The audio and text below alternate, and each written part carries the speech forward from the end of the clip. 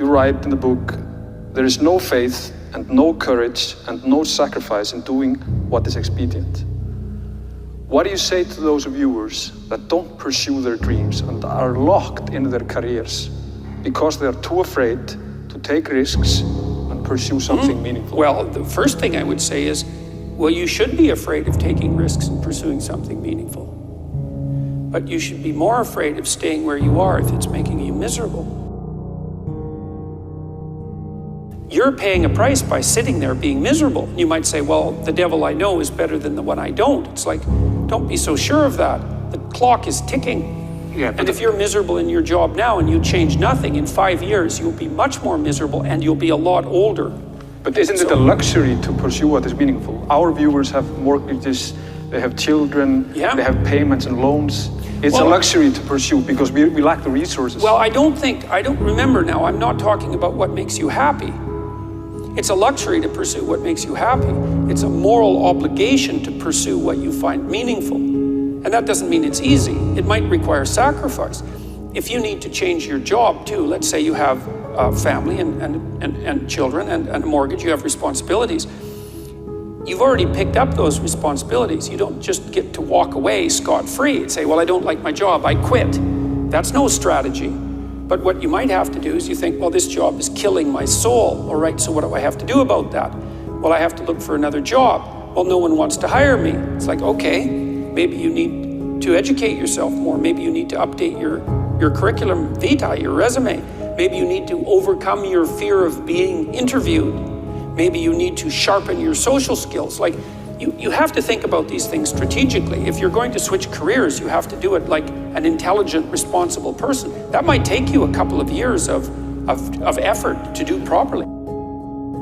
We're built for struggle, us human beings. We're built to contend with the world. We're built to contend with reality. You want a challenge, and the best way that you can take on a challenge, because a challenge fortifies you. So you don't want to be secure, you want to be strong. And you get strong by taking on optimal challenges. And so you lay out your destiny in the world, and you take the slings and arrows of fate, and you make yourself stronger while you're doing so. And you might fail, and fortune might do you in.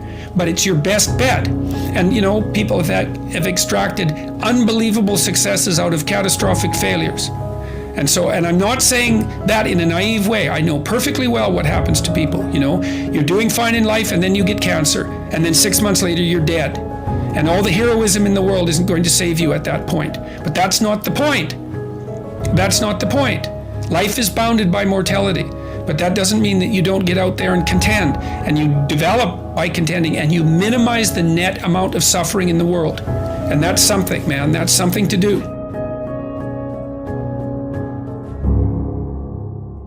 Compare yourself to who you were yesterday, not to who someone else is today.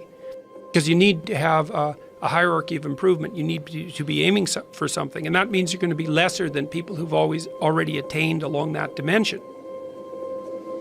So the question is, who should you defeat in the final analysis? And the answer is, you should defeat your former self. You should be constantly trying to do that. And you're the right control for yourself too, because you're the one who's had all your advantages and disadvantages. And so if you want to compete fairly with someone, then you should be competing with you. If you're improving yourself, then what you are doing is competing with your lesser self. And then you might also ask, well, what is that lesser self? And that lesser self would be resentful and bitter and aggressive and vengeance-seeking, and all of those things that go along with having a negative moral character. And those are things that interfere with your ability to progress as you move forward through life. So it's very necessary to understand that this is why, you know, I've been stressing this idea of personal responsibility. It's like, well, personal responsibility is to compete with yourself, is to be slightly better than yourself the next day. And it better in some way that you can actually manage, and that's humility. Like, well, I'm a flawed person, I've got all my problems. Could I be as good as person X? It's like not the right question. The right question is, could you be slightly better tomorrow than your currently flawed self? And the answer to that is, if you have enough humility to set the bar properly low, then you could be better tomorrow than you are today. And you might say, well, what's the right way of being in the world, if there is such a thing? And it's not acting according to a set of rules. It's attempting continually to transcend the flawed thing that you currently are. And what's so interesting about that is that the meaning in life is to be found in that pursuit. So I've been laying that out in these discussions too, because it's saying, well, The fundamental issue is that life is tragic and difficult, very tragic and difficult for everyone. And it's also tainted by malevolence, because no matter how things are tragic and difficult, but there's always some stupid thing that you could do or someone else could do that could make it even worse than it has to be. And so that's life. And you need an antidote to that, because that can embitter you. Constant contact with that, just the tragedy, but the tragedy combined with betrayal and malevolence, that makes it even worse, especially if it's self-induced. Okay, so you need something to set against that so you don't get bitter and resentful. Well, what do you set against that? Doing something worthwhile. By your own definition, say. You need some reason to get the hell out of bed on a terrible day because you've got something good to do. Well, what's the best thing you can do? Transcend your current wretched and miserable self. There's meaning to be found in that, and that's a meaning that's associated with responsibility. One of the things that I've been trying to lay out clearly is that life is hard. It's tainted by malevolence and betrayal. That can make you bitter. You need a meaning to offset that. Where's the meaning to be found? Not in rights, not in impulsive pleasure, but in responsibility. You take responsibility for yourself, so you take care of yourself. If you're good at it, you have some excess left over to take care of your damn family. If you're good at both of those, then you have some excess left over to take care of your community. Those are heavy burdens. You pick up the burdens, you find that's meaningful. The best way to pick up the burden is to continually improve yourself, and that's where the meaning is to be found. And so that meaning is in the continual self-transcendence. That's letting your old self die and the new self be reborn. Even if things are going really well for you now, there's going to be a time in the future where things are rough.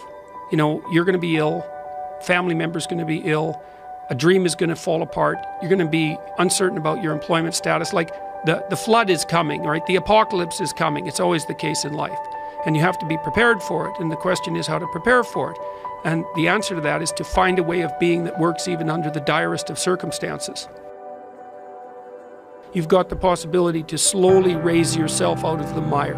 You've got the possibility to do just what the fighter does when he's defeated, which is to say, well, regardless of the circumstances that might have led to my defeat, like even if there were errors on the part of the referee, this is no time to whine about it. This is a time to take stock of what I did wrong so that I could improve it into the future.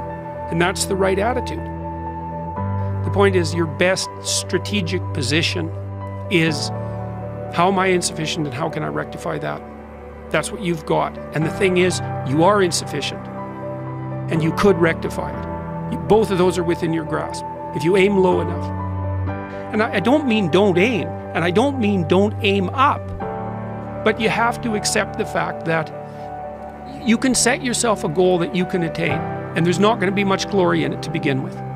Because if you're not in very good shape, the goal that you could attain tomorrow isn't very glorious.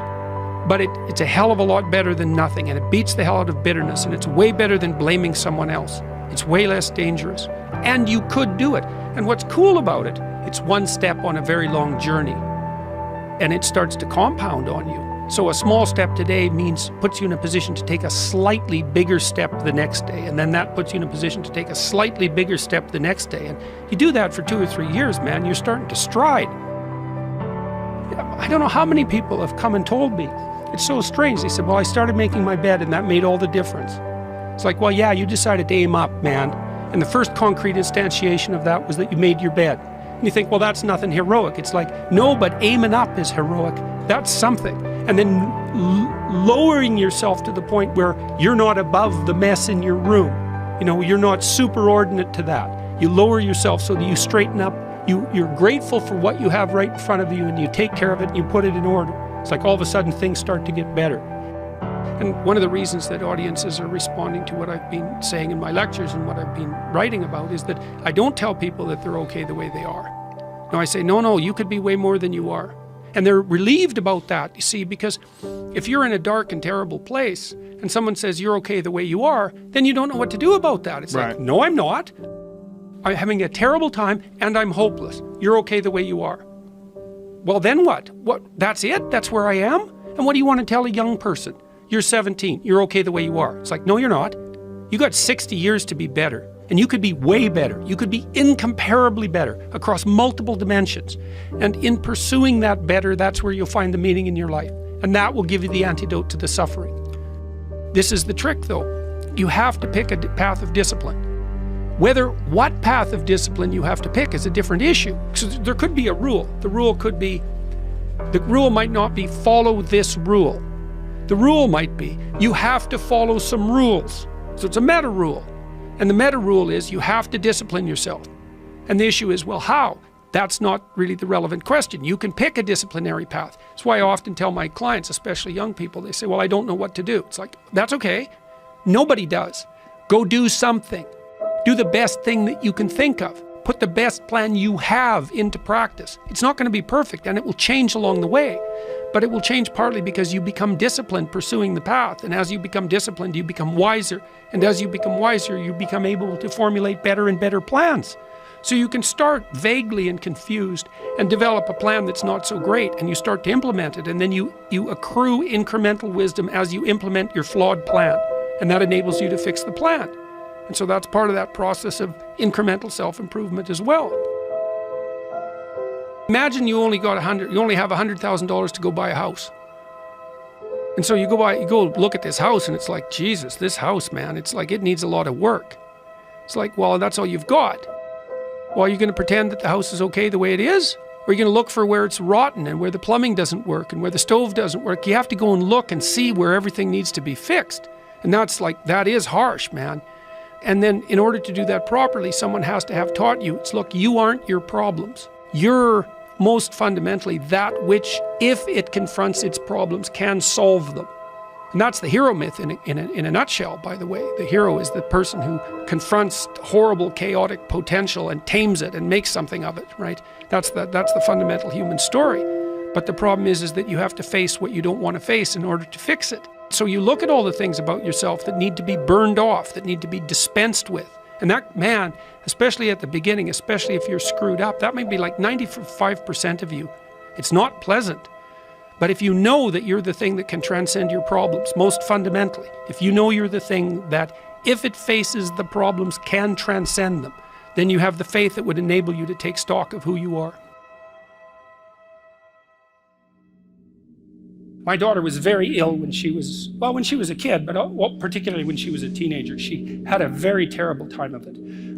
She had juvenile rheumatoid arthritis, and when she was between the ages of 14 and 16, it first destroyed her hip, which had to be replaced, and then it destroyed the ankle on her other leg, which had to be replaced. And she walked around for 2 years on broken legs, and she was taking massive doses of opiates and could hardly stay awake. And as a test of your faith, there's almost nothing that's more direct than a serious illness inflicted upon an innocent child, right? And so the chapter's a meditation on that, and also on, well, what to do in a situation like that, because everyone is going to have a situation like that in some sense, because you'll be faced with illness in the people that you love and in crisis. And so it's a practical guide to coping with those sorts of things. And one of the things you do when you're overwhelmed by crisis is you shorten your time frame.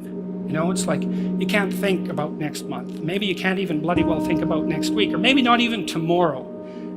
Because now is just so overwhelming that that's all there is. It's like, and that's what you do. You cut your time frame back until you can cope with it. And if it's not the next week that you see how to get through, then it's the next day. And if it's not the next day, then it's the next hour. And if it's not the next hour, then it's the next minute. And people are very, very, very, very tough. And it turns out that if you face things that you can put up with a lot more than you think you can put up with, and you can do it without becoming corrupted.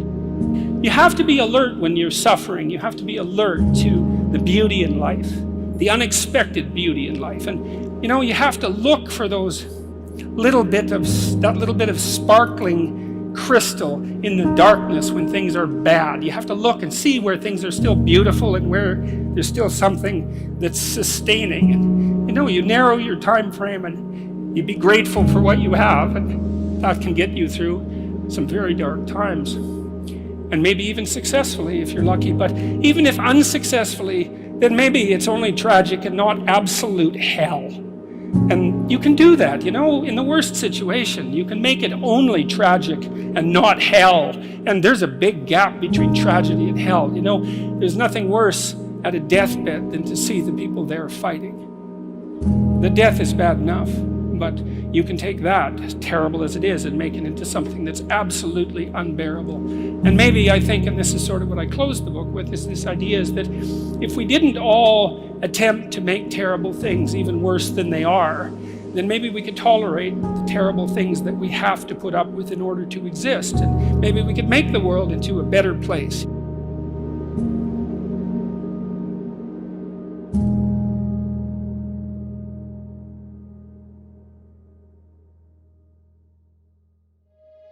It's a constant storm to try to figure out what you're about, and you change. At 26, you're all about the hustle, you're gonna be a billionaire, this and that, and then you go to the bar one night and you fall in love, and it changes what you care about, right? And then you have a child, and then this happens, and then that happens. Things change. You just have to always consistently try to figure out what's driving you, and not because other people are watching, and not because that's what your dad wants, and not because that's what you said was gonna happen, and it doesn't look like it, and your family's gonna judge you. You just have to be as real with yourself as possible, and that is a very difficult struggle, but when you're not, you create enormous vulnerability and unhappiness. Truthful conversations redeem people. Because if you come to a clinical psychologist whose worth is salt, you have a truthful conversation. The conversation is, well, here's what's wrong with my life, and here's what caused it. You know, maybe it takes a year to have that conversation, and here's how it might be fixed. Here's what a beneficial future might look like. And so it's a completely honest conversation if it's working well. And all that's happening in the conversation is that the two people involved are trying to make things better. That's the goal. Let's see if we can have a conversation that will make things better. I think one of the factors in the resistance to these ideas of discipline and of taking responsibility for yourself is people recognizing that they're not doing that in their own lives, and they get upset, and instead of looking internally, they try to attack the thing that's upsetting them. They attack your message, they attack the philosophy behind it, rather than look internally and objectively and having some sort of introspective point of view where you go, okay, am I reacting to this because this resonates? Like I'm missing this aspect of my life? Does this diminish me? Or is this guy pointing something out that I can benefit from? Very few people are willing to do that. Very few people are willing to take that critical moment to look at their own behavior and look at their own thought process and wonder if the actual adverse reaction they have to this person's message is because they know that they're wrong. Start the process of becoming much more honest with yourself. It will help you make much better decisions, and it will help you in the long run. It may not taste as fun or as glamorous in the short term, but it will put you in a much better position. Stop doing the things that you know are wrong that you could stop doing. Right? So it's a fairly limited attempt. First of all, we're not going to say that you know what the good is or what the truth is in any ultimate sense. But we will presume that there are things that you're doing that for one reason or another you know are not in your best interests. There's something about them that you just know you should stop. They're kind of self-evident to you. Other things you're going to be doubtful about. You're not going to know which way is up and which way is down. But there are things that you're doing that you know you shouldn't do. Now, some of those you won't stop doing for whatever reason. You don't have the discipline, or maybe there's a secondary payoff, or you don't believe it's necessary, or it's too much of a sacrifice, or you're angry or resentful or afraid, who knows. But there's another subset that you could stop doing. It might be a little thing. Well, that's fine. Stop doing it and see what happens. And what'll happen is your vision will clear a little bit.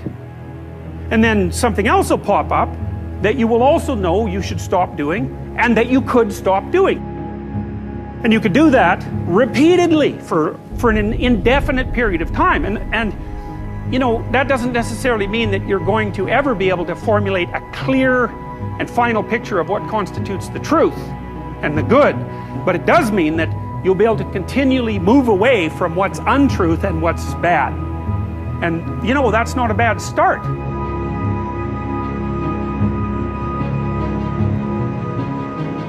Discipline, it does start with waking up early. It really does. But that is just the beginning. Discipline is the root of all good qualities. But you have to absolutely apply it to things outside of just waking up early. It's everything. It's working out every day, making yourself stronger and faster and more flexible and healthier.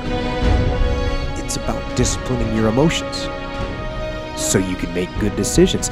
It's about doing the tasks that you don't necessarily want to do, but that you know will help you. And that's what discipline is. Discipline means taking the hard road, the uphill road, to do what's right.